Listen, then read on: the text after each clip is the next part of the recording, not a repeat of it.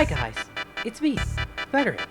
You may know me from famous films such as I Failed the Tutorial in Engage, Why Engage is a Bad Game Because I Failed the Tutorial, and 13 Reasons Why Engage doesn't exist, where I play the background character on the bottom right of the screen telling you why the game sucks. And it's looking like I've made a very bad decision today. I called 1000 Year Door mid. What the fuck do you mean it's mid? It's literally the best video game ever made. This was my nostalgia. How is my nostalgia mid? It's literally on the best video game console ever made. I don't understand how you could come to such a terrible conclusion. How do you play such a fucking masterpiece and then all of a sudden you come to like, oh, it's just not very good. You see, you spend all this time backtracking and, you know, the pacing is just terrible or whatever. It's like, it's literally not even that bad. You just have no patience. Your brain isn't built like a top tier millennial like me. Then this is the same guy that walks around and says, I literally said it was perfect actually and that not it was that flawed. bad of a game. Like literally, He's who not asked listening, for this? is he? Who asked for this? It's a platformer. It prances on his little shoulder that like Super Paper Mario isn't a bad game and that everyone over hates on it, yet this is the same guy who calls it fucking overrated. I don't understand how you could come to such a terrible conclusion. It's my childhood. It's my nostalgia. Games were good. You just don't understand nostalgia. Like literally, please tell me, how could you come to such a terrible conclusion? Do I need to bash your fucking head open with this GameCube? Well, if you shut the fuck up, then I'll tell you. Dat Gumpluh. Welcome to the 1000 Year Door, that one JRPG that functions like a JRPG but gets away with it by being different. And that's perfectly fine. I don't know where to start. While most JRPGs are very traditional, Paper Mario is one of those RPGs that stands out from the crowd with its very unique approach to gameplay and level design, even if that thing makes no fucking sense sometimes. While most JRPGs have you traversing a large area with towns or dungeons or another continent as you progress, you spend your time with a hub world called Rogueport, which connects you to every area, and you'll be going to that area throughout the entire game. You can talk to people, buy items, upgrade your party members, things that you can literally do in any JRPG. While some games are open, others can be pretty linear. Paper Mario is one of those games that's fucking linear. Not that linearity is the thing I have a problem with as long as the world is interesting. Some people don't like that. I just don't care. Areas consist of a small open town or a straight linear pathway that can range from small platforming and puzzles to a couple of objects you can interact with and with a row of enemies. You can grab those items and pick them up to use either in or outside of battles. Some of them you can use for healing. Sometimes the game will let you interact with pipes or holes that let you traverse between the foreground and background, but this game doesn't really know what that is half of the time, so whatever. This game consists of 8 chapters, all of which have you going to different places and doing different things and whatever the fuck this continent is. Most Mario RPGs clue you in on what continent you're on, but TTYD kinda just leaves it up to the imagination. After doing what's asked of you to progress the game like any fucking RPG, at the end of each chapter you fight a boss, and after beating that boss you get a crystal star which takes you back to Rogueport before embarking on way too much dialogue just to get to the next chapter. It actually doesn't take you back to Rogueport, you have to backtrack your ass all the way back there, but I was too stupid to mention that. After the end of each chapter, the game will switch between 2 characters that all have their own side of the story. Peach, who's stuck on the moon the entire game, and Bow Wow, who exists. Oh, sorry, I meant to say that he's behind everyone and kinda amounts to nothing much outside of god damn it, we've been had. Peach spends her time awkwardly bonding with the supercomputer who falls in love with her. Yep. Totally not weird, but it's okay, it's for shaping Tech's character development. And when she's not doing that wacky shit, she's putting herself in danger to gather information for Tech the player probably already knew. Then there's Bow Wow. Sometimes his parts are just walk a few steps and talk to somebody or interact with something and the dialogue takes it from there, while 3 other moments are somewhat uncomfortably controlled Mario levels that are so fun I wish they lasted more than 15 seconds, and I wish I had them more often to be honest with you. But right, Paper Mario, onto the topic of him. Dude, there's so much to talk about. He's the hero. He has stats, partners, most of that shit returning from the previous game. Mario starts off with basic ass shoes and a hammer, but as you progress through the game, you'll find a treasure chest and Toadette will come out of nowhere and give them to your broke bitch ass. With each one increasing the amount of damage you do in battle and new abilities outside of battle to help with future roadblocks to prevent you from progressing. On the topic of Mario's abilities, new to this game, early in this game, you'll encounter a black chest that curses you upon saving it. There are multiple of these chests throughout the entire game, and these curses give Paper Mario more unique abilities and ways to solve puzzles, such as turning into Paper 911, rolling with them punches, losing weight, being crippled, and do you want to reenact the Titanic scene? Me personally, I honestly wish this game used these more often because these are probably some of the more unique new creative concepts for just a simple way of progressing through a level or a puzzle. But what about those partners? What are they about?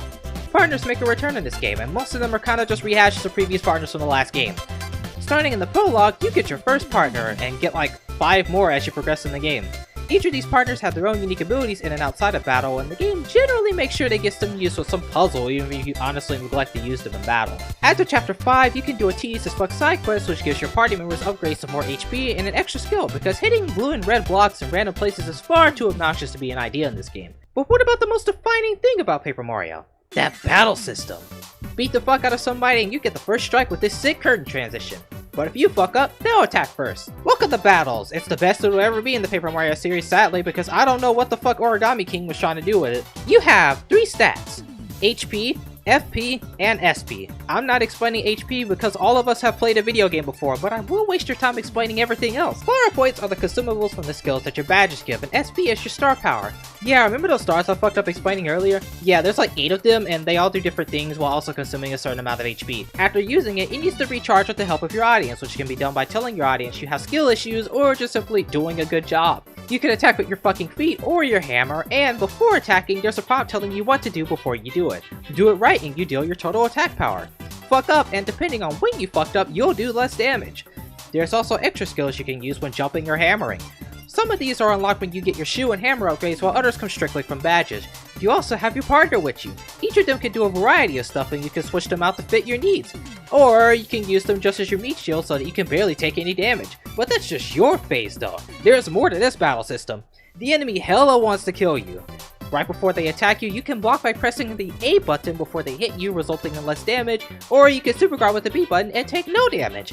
The only problem is that super guarding requires some pretty strict timing to do properly. But if you're down to learn it all, it's honestly pretty fun and rewarding to figure out when to time a button press right before the enemy hits you. Oh right, I almost forgot, there's also the fucking audience. A new addition to this game that makes battles more engaging and annoying at the exact same time. Some are helpful, but it's really up to you to make that split-second decision because sometimes this fucking game won't show you the audience when we're trying to throw something at you. Not only is there an audience style, but stage mechanics come with them and most of them are fucking annoying. Sometimes things will drop on you and you'll barely have the time to react to them. Other times, background props will fall on you. Then there's the fog, which makes me want to kill myself because it's just 2 turns of failing to do anything. It's an interesting addition, but also a double-edged sword with how much of a minor annoyance it can be. After winning a battle, you get star points. Reach 100 and you get a level up. You get 3 options: HP, FP, or BP. Each one tailored for making a build that suits your playstyle, and this game has a ton of replayability for that alone. You can go all in or mix that shit up. The choice is up to you, and that's the fun part. There's also badges, because I completely forgot about that. Badges make a return from the previous game, and they're honestly the best they have ever been. There's so many different combinations of badges you can use, with some of them even buffing you in the process. With so much variety, you can fine-tune Paper Mario to something that suits you. It's a lot better here considering how BP was locked to like 30 in the last game, and the best badges were locked behind RNG, so some may cost a lot, but honestly it's well worth it if you're willing to invest in it. So, that's pretty much all the battle system and gameplay mechanics I can think of at the moment. I'm so fucking tired, so if I missed something important, too bad, it's a poorly done review and I really don't care. Overall, I don't have too much of an issue with the main gameplay mechanics or battle system.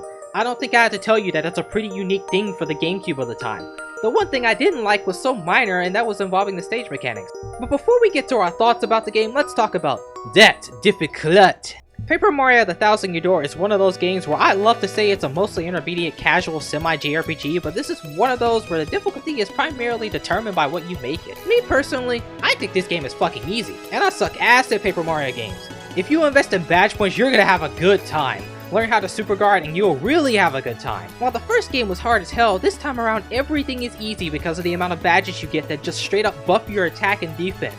Some just boost your HP and FP. A couple that heal your HP and FP after a certain amount of usage. There's a guy under Rogueport who gives you 2 or more that increase your attack. The reason the previous game was so fucking hard was in part and all that the best badges were reserved through RNG.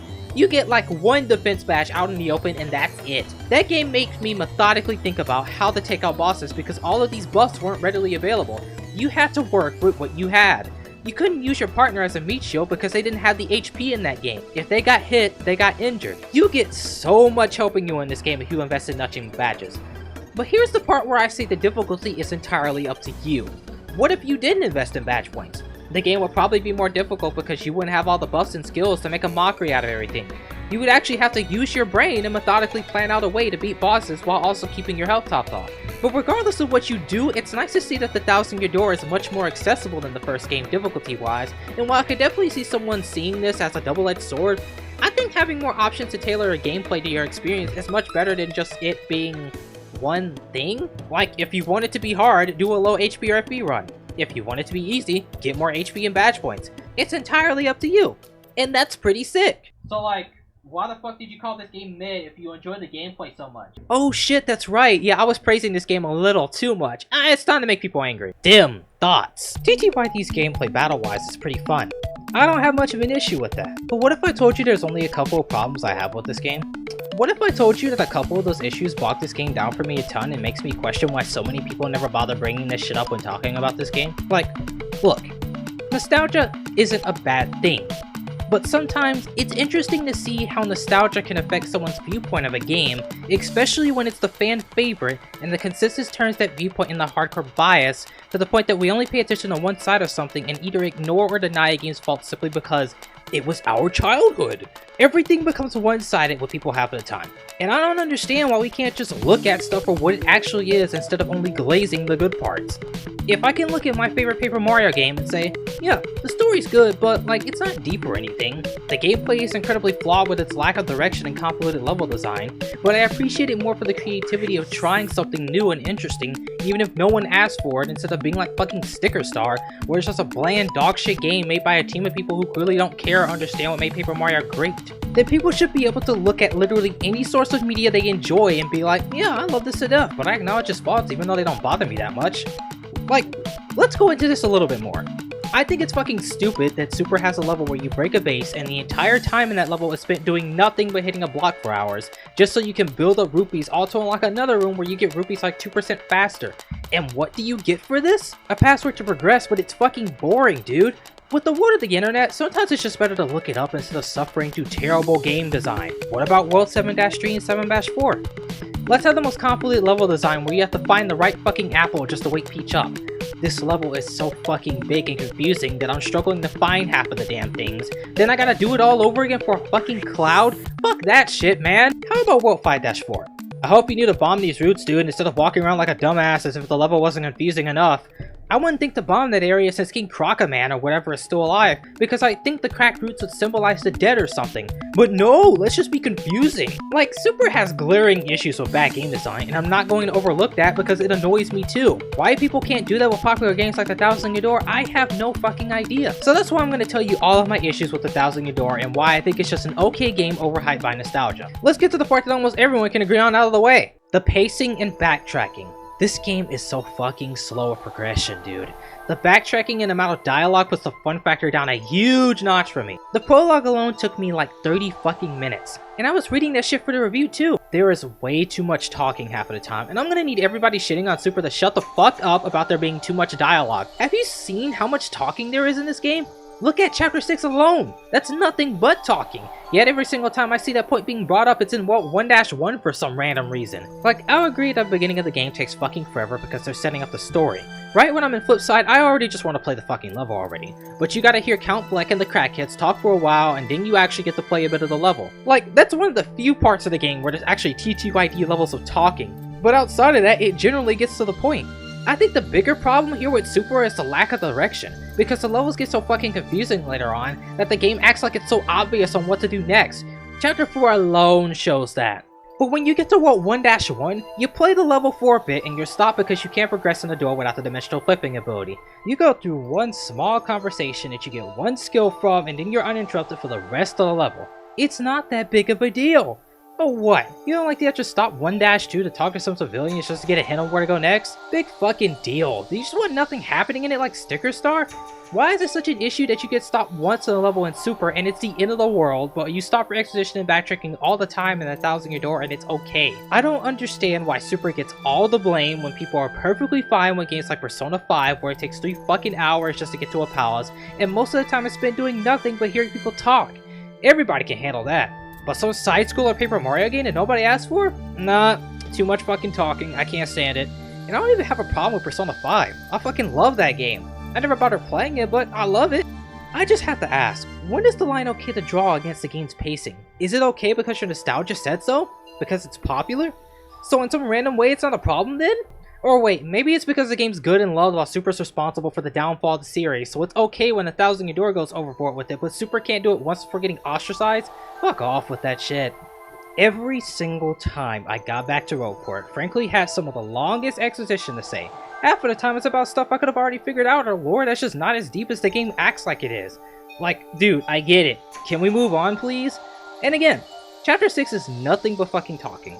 But that's okay because, ooh, we're on the train! Ooh! Okay, cool, bitch. Final Fantasy 6 did it better and I had fun with it. I wasn't spending my time walking back and forth solving bland mysteries. There was interesting dialogue and banter going on that made it memorable. And you fight the fucking train afterwards. I don't find figuring out who stole food to be memorable. Like, please stop acting like the 1,000 Year Door is the only game that's done something like that. Other JRPGs have had trains on it, but for some reason the 1,000 Year Door is like the only game where it's significant. And God forbid if I die to the final boss and have to see all that dialogue all over again. But it's okay, the idea of skipping dialogue just wasn't a thing yet in 2005, especially when Final Fantasy X didn't bother before. But I shouldn't feel too bad about that, because the fucking remake just doesn't let you speak to the dialogue at all unless you've seen it before, and they never patched this stupid shit out when it clearly wasn't a thing in the original game, so what the fuck?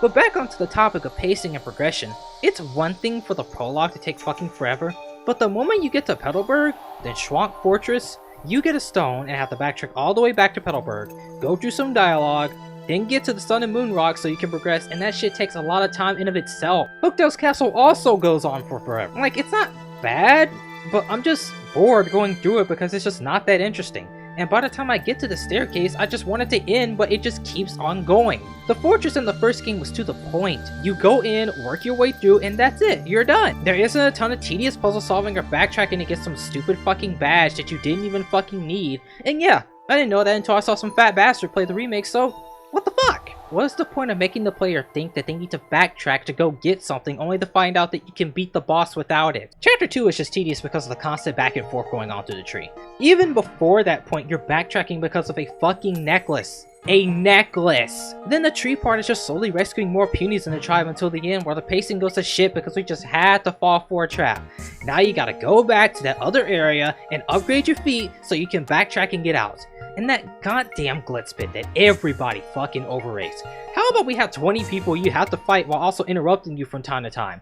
The climb takes so fucking long, dude. And I'm gonna get more into it later when I get to my thoughts on most of the chapters in this game. And I complain more about chapter 4, but that boring ass chapter goes by in the blink of an eye if you know what you're doing, so it is what it is, really. Then the cave in chapter 5. I have never wanted to fall asleep to something so uninteresting.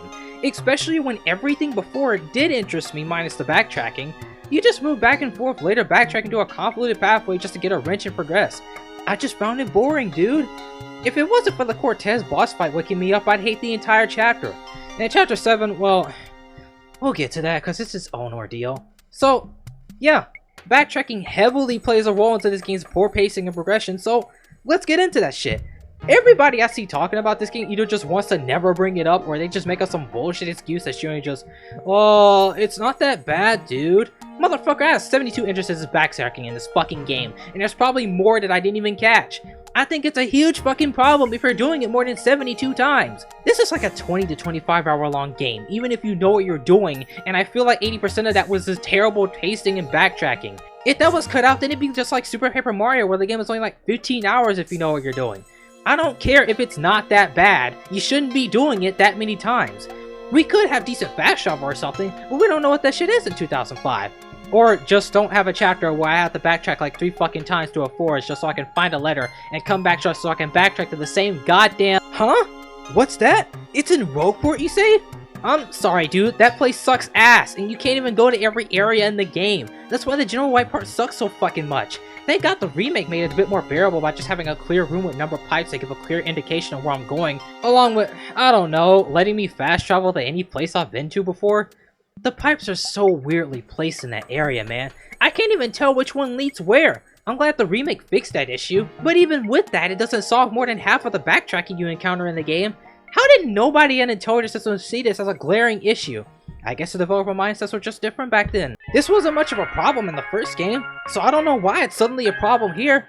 The pacing was just so much better in that game, like, especially when you had a spin dash that the tiles in your door just removed for some fucking reason, so I'm stuck walking slow as shit until I get a Yoshi that makes me walk 2% faster. But here, you just take forever to get to the prologue. You backtrack in Petalburg to the Sun and Moon statues. You backtrack in Hooktail's castle, especially if you want that badge. You backtrack up and down that tree all the time in Chapter 2 because of the elder sister and Jabble shit. There's barely any in 3, thank god. And 4, oh my fucking god. Get to Creepy Steeple, fight Dupless, backtrack, get Vivian, backtrack to the bottom to get the letter P, backtrack just to say his name, backtrack just to beat him. Like, that's too much fucking backtracking that could have been easily solved with a pipe or just cutting it down in general. Like, thank god the remake noticed that. But let's mention some more. I fucking hate Flavio and his dumbass antics with that fucking coconut dude. You gotta bring Bobbery some beer or whatever, and Flavio needs something in compensation because fuck you, that's why. I hope you need to get that coconut or some fruit before that, or you'll just be backtracking some more. And my favorite part, General White. The only part that actually seems to bother even the people who love this game.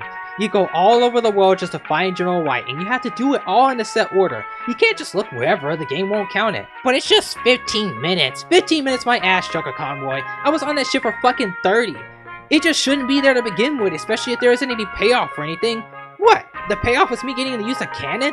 No, fuck off. I'll tell you why I don't like that shit very soon, actually. It just feels like a fuck you for taking your time and looking, especially when you come back and fight him sleeping in his fucking bed. I already have so little time as it is. It should be spent enjoying the game, not fucking backtracking and doing tedious chores. I'll play Animal Crossing when I want to do that. Then there's this really unfortunate part that also makes me not want to play this game at all. You'll really not want to hear this one, but I really did not care for a lot of the chapters in this game. Compared to PM64, where there were only like a couple I didn't care for. Like, Chapter 1 was alright, but the backtracking and pacing really could have been better. Like, not the worst, but not the greatest either. Chapter 2 is so goddamn boring with the fucking finicky ass Pikmin that randomly just don't want to follow you sometimes, and the constant going up and down the tree that gets old way too fucking quickly. And Chapter 3, you fuckers overhyped that chapter so goddamn much. There were so many people telling me that it was peak and that it was the best chapter in the game. If this is the best chapter, then I can't wait to see this game take a massive downhill spiral after that. The mystery was cool. I like that part. But the fucking slow climb to the Major League with this fucking annoying as hell Final Fantasy Tactics Advantage judge system shit getting in the way, sometimes with its fucking don't attack for 3 turns when motherfuckers have items that can just easily charge. Fuck you. I'd rather just reset the GameCube. It got repetitive after the first 5 rounds. Like, I love the boss and the mystery, but the climb was a slog. Great concept, bad execution. But what I really love is that you fuckers say it's so peak, yet before the remake I see nobody going back to the Glitz Pit. We're just over here doing the boring as fuck pit of 100 trials. Why? It's almost like it's the same fucking thing but without Grubba being there. It's no difference in HP, you just fight your way up, beat Rawcock with the same HP, and that's it. Fuck that, man. I already found it boring, why would I ever want to go back to this? Then Chapter 4. It's really just boring with all the backtracking you do, and I just didn't care for Twilight Town in general. It just really did not interest me, dude. Creepy Steeple was just bland in design, man. I'd rather go through the Crystal Palace any day, man, because that's what it kind of reminds me of, just a half-baked version of that. The twist was awesome, though. I'll give it that. And Chapter 5 was alright. The beginning was mostly interesting, minus the backtracking. Then my moon soured with the coconut shit and dipped right when I got in the cave. But the Cortez of Low Crump fight was sick though, I'll give it that. And Chapter 6. Jesus Christ, this is the worst chapter in the game. You do nothing but talk to people and it goes on for way too long. You don't fight anything until the second day, and the entire time is spent solving uninteresting mysteries like, who ate the curry? What does the little bomb want? A GPA SP? It's so goddamn slow to play through, and I'm just over here mashing the A button waiting for it to slowly end. But it's okay. Day 3 just goes by in the blink of an eye, so I guess that makes up for it. And Chapter 7. It was mid as fuck, man. The beginning already made me hate it with the General White section, and everybody hyped up just how badass the moon was, how sick of an idea it was. I get on the moon and slow walk my ass on the same 2 rooms before I get inside. And what did I get for backtracking all over the world? Doing the same follow the light puzzles and remembering passwords just to get key cards to progress. Really? That was the badass thing you guys are talking about? Nothing about that is badass. Magnus von Grapple was cool and all, but I didn't really find getting to that point fun or exciting. And Chapter 8? Well, I actually really like Chapter 8. I initially hated it in the YouTube playthrough. There's not much backtracking. And yeah, it feels slow, but for a final area, I'd expect to stop and solve some puzzles to progress, and the last couple of bosses actually more than made up for it. And one last thing I never see anybody talk about, why the fuck is the level design constantly left and right instead of up, down, left, and right? Like, I can't be the only one who's noticed this, right? It feels like such a lack in variety when so many areas in this game look nearly identical. Look at any part of PM64. The levels had so much more variety, man. Yeah, you went left and right, but you also went up and down too. It felt so diverse and open in that game, with the different and unique ideas they had for level design in that game and how you use your partners to get through it. Here, this feels too linear to the point it just felt samey. Like, let's say Chapter 2 along. You go up a hilltop and work your way down into a desert. Look at the layout and level design of those areas. The path to Shiver City all the way to the Crystal Palace. The loop around in Forever Forest. There's only a few moments like that in TTYD where the level design comes even close to that. And like I said, it just feels samey. Like, I swear walking through Petal Meadows and the path to Twilight Woods are the same linear pathway experience. So yeah, the game was alright. Oh, yeah, right. Dhem Graphix. Graphically speaking, this game is a huge step up from PM64 visually. Like, nothing looks pixelated due to the N64's processing filter anymore, and everything looks pretty clean. The sets look nice, background aesthetic looks good, and the game runs beautifully. But then again, let's be honest, most GameCube games do. Yeah, no, this game looks really good. Wouldn't change a thing about it graphically, but clearly it's not good enough that it needed an HD texture pack to be made for it. That's music. I mean, it's good. No, like, really good. It's Fire Emblem music. It's literally, what did you expect? In conclusion, Paper Mario: The Thousand Year Door is an okay sequel to a game that I don't see people talking that much about outside of glitches or modding. The amount of variety in the battle system paves the way to a ton of ideas, replayability, and customization with the badge and level up system.